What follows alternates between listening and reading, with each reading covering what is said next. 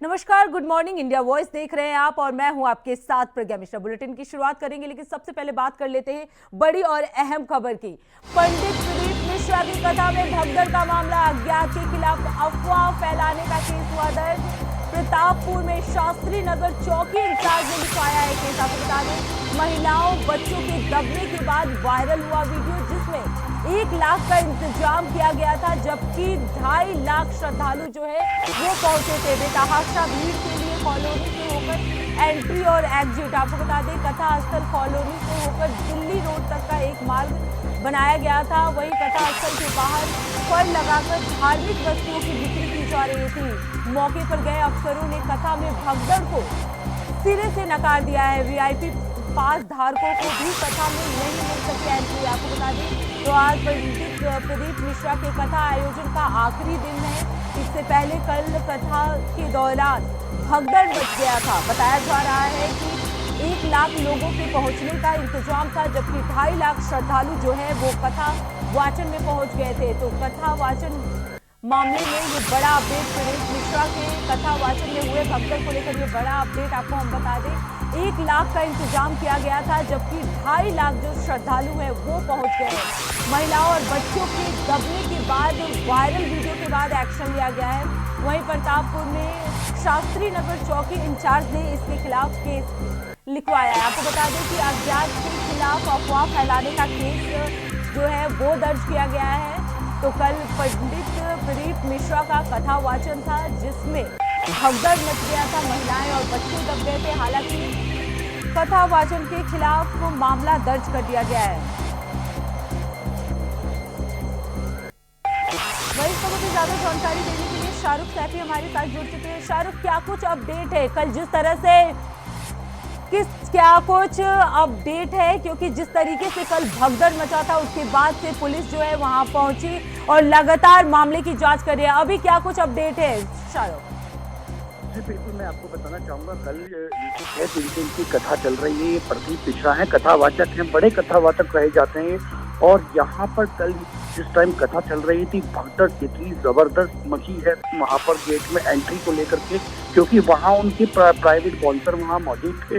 वो पब्लिक को रोक रहे थे, लेकिन पब्लिक अंदर गेट की तरह जिस तरीके से अंदर घुसने को तैयार थी, और वहीं कुछ महिलाएं वहां भागने में गिर गई। और गिरने के बाद एक के ऊपर एक महिला है, उसमें भी कई महिलाएं बताई जा सकती हैं कि इसमें घायल भी हुई हैं। लेकिन वहां मौके पर आला अधिकारी वहां पहुंच गए थे। हालांकि कथावाचक ने इनके खिलाफ कार्रवाई की मांग भी की गई है कि कार्रवाई की बात कही गई है कि कार्रवाई होगी इन पे।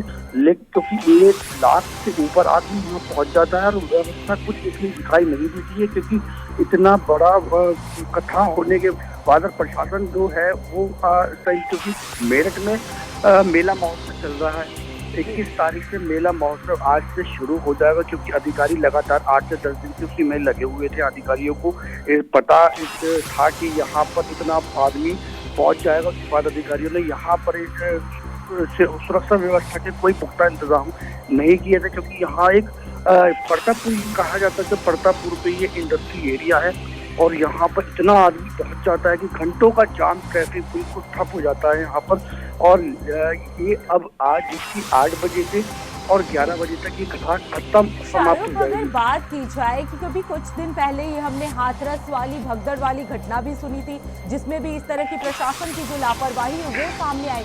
फिर अगेन ये मेरठ मामला, ये आखिर प्रशासन की तरफ से कोई कार्रवाई क्यों नहीं की जा रही है? जिस तरीके से हाथरस कांड हुआ या वहां पे भगदड़ मची, उसके बाद फिर ये मेरठ में प्रदीप मिश्रा के कथावाचन में।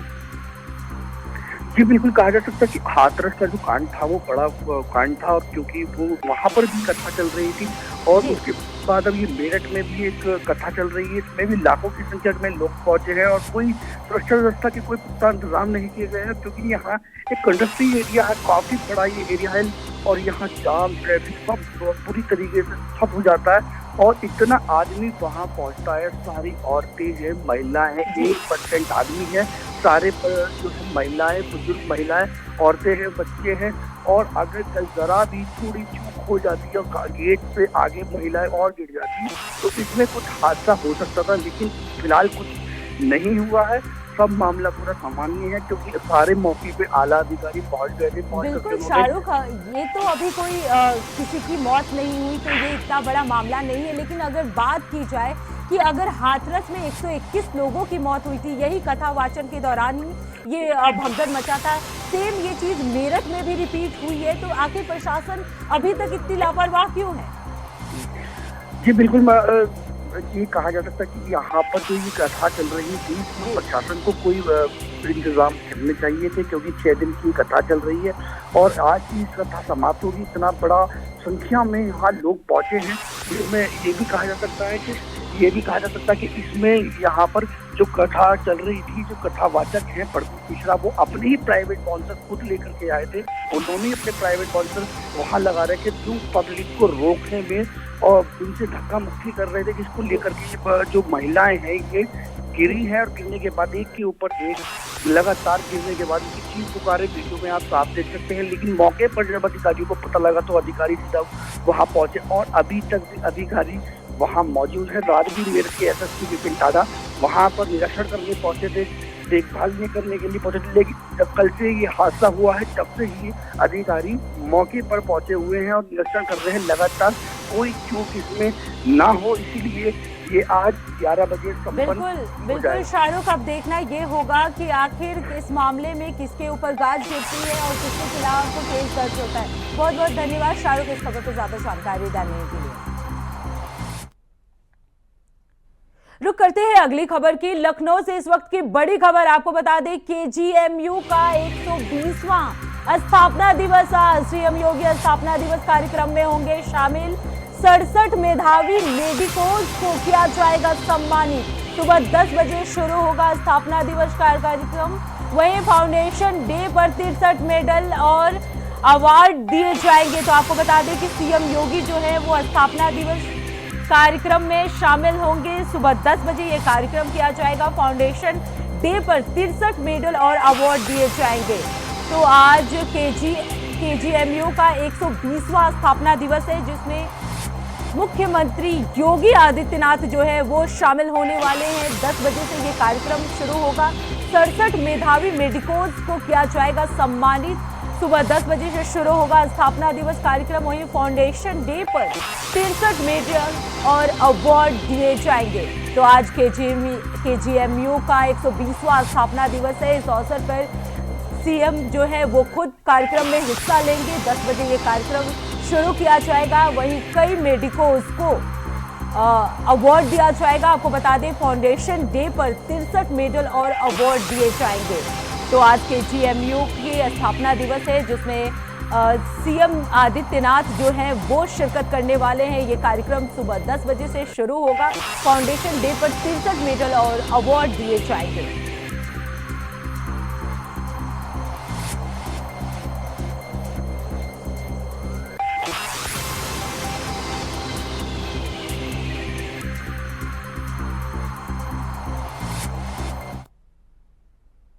रुक करते हैं अगली खबर की। बागपत से एक बड़ी खबर सामने आ रही है। आपको बता दें किसान मजदूर संगठन का आज धरना है। आपको बता दें सैकड़ों किसान जो है बागपत कलेक्ट्रेट में आज धरना देंगे। गन्ने का मूल्य 500 रुपए प्रति क्विंटल करने को लेकर धरना दिया जाएगा। किसानों के नल कूपों पर लग रहे मीटरों का भी ये विरोध करेंगे। तो आज किसान जो है धरना देने वाले हैं।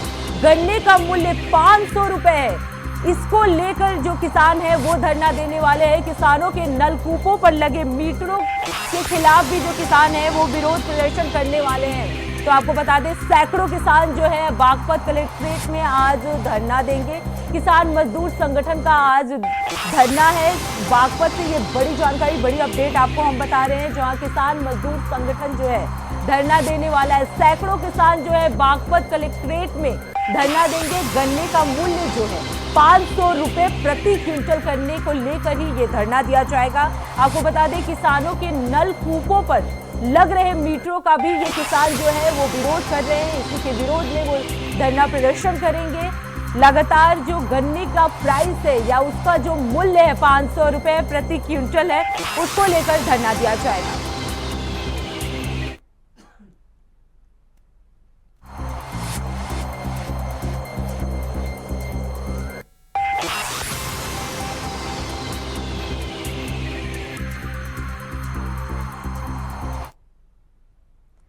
तो रुक करते हैं अगली खबर की। उत्तर प्रदेश के बहराइच से दिल दहलाने वाली घटना जो है वो सामने आई है, जहां नायब तहसीलदार की सरकारी गाड़ी ने एक बाइक सवार को रौंद दिया है।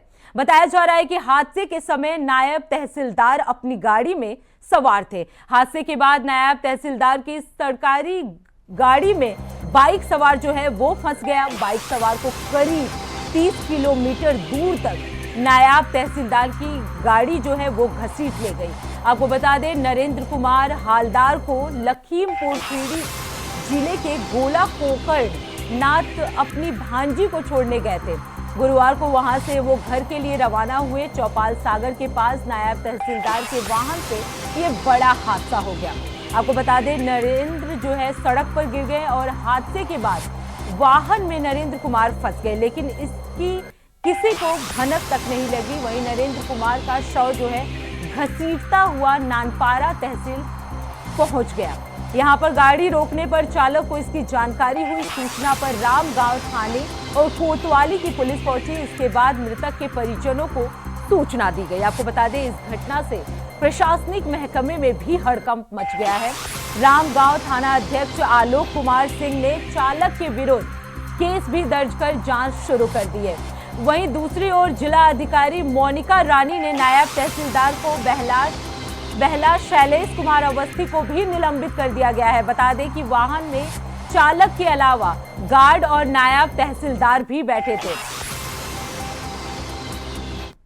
राधे श्याम हालदार सोमवार को साहब अपने भांजी को पहुंचाने गोला कोकरनाथ गए। फिर तो वहाँ हम रिश्तेदार और है जी जी तो सोमवार को आने नहीं दिया, मंगलवार का आने, बुध को आज सुबह चल दिए थे वो। जी जी हाँ, तो ऐसा कांड हुआ। शाम को हम लोग को खबर मिला जी 3 बच्चे हैं साहब। 3 बच्चे 35 प्लस है। हाँ 35 हाँ, बस प्लस। ऐसा है साहब। एक है 12 साल की, एक है 6 साल की, एक छोटी है 3 साल की। 2 लड़के, एक बेटी है। छोटी आप मौके पर देख लीजिए, नहीं तो अल्लाह है, सब आए हैं जी। वो हमको पतों के क्या सांत्वना दे वो जबरदस्ती आ गए। रामगांव क्षेत्र में जो एक बाइक की और गाड़ी की दुर्घटना की बात संज्ञान में आई थी, जो तहसीलदार साहब की गाड़ी थी, लेकिन उसमें नायब तहसीलदार सेंटर की चेकिंग करने के उपरांत जा रहे थे। तो ये चीज़ संज्ञान में आई कि वहाँ पर एक डेड बॉडी जो है वो गाड़ी के साथ में तहसील तक गई थी। और इसमें प्रथम दृष्टा नायब तहसीलदार, क्योंकि उनकी जानकारी में नहीं आया, तो उनके निलंबन की संस्तुति की गई है और इसके साथ साथ इस प्रकरण में FIR दर्ज करने के भी निर्देश दिए गए हैं। खबर जयपुर से है, जहां जयपुर अजमेर हाईवे पर भयानक गैस टैंकर हादसे में अब तक 14 लोगों की मौत हो चुकी है और 80 लोग जो है वो घायल हो चुके हैं, जिनमें से 30 की हालत अभी भी गंभीर बनी हुई है। इस हादसे में 40 वाहन जो है जलकर खाक हो गया था। ये हादसा शुक्रवार की सुबह भांकरोटा इलाके में हुआ, जब LPG टैंकर और ट्रक की जोरदार टक्कर हो गई और टक्कर के बाद ये भयंकर आग देखते देखते आग ने विकराल रूप ले लिया, जिससे कई लोग झुलस गए और वाहनों के केवल और शेष बचे। आपको बता दें, हादसे दिल दहलाने वाले वीडियो और तस्वीरें जो है वो सोशल मीडिया पर तेजी से वायरल हो रहे हैं। वहीं मुख्यमंत्री भजन लाल शर्मा ने हादसे पर गहरा शोक व्यक्त किया और सड़क दुर्घटनाओं को रोकने के लिए ब्लैक स्पॉट्स को सुधारने का भी निर्देश दिया है। आपको बता दें, जयपुर जिला कलेक्ट्रेट जितेंद्र कुमार सोनी ने हादसे की जांच के लिए 6 सदस्यीय समिति का गठन भी किया है। आपको बता दें, अस्पतालों में भर्ती घायलों में से 10 से अधिक की हालत जो है बेहद गंभीर बताई जा रही है। भांकरोटा अजमेर रोड DPS के स्कूल से आगे पूरा धमाका हो रहा है। 5 टैंकर तो जल चुके हैं, 4 टैंकर और बाकी है। तो जयपुर हादसे में 14 लोगों की अब मौत हो चुकी है।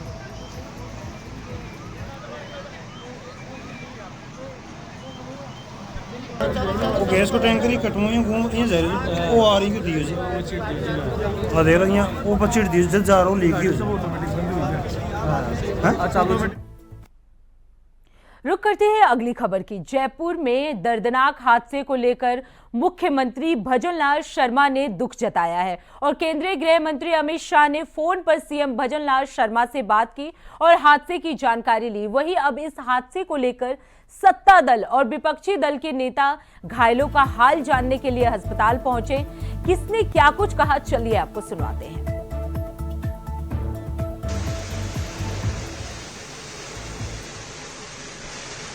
एकदम जो गैस का रिसाव हुआ, ये भर रहे थे इंडियन गैस जो है उसमें, तो उसमें ब्लास्ट होने से कई लोग तो घायल भी हुए, कई मरे भी हैं। हमारे मुख्यमंत्री जी तत्काल पहुंच गए।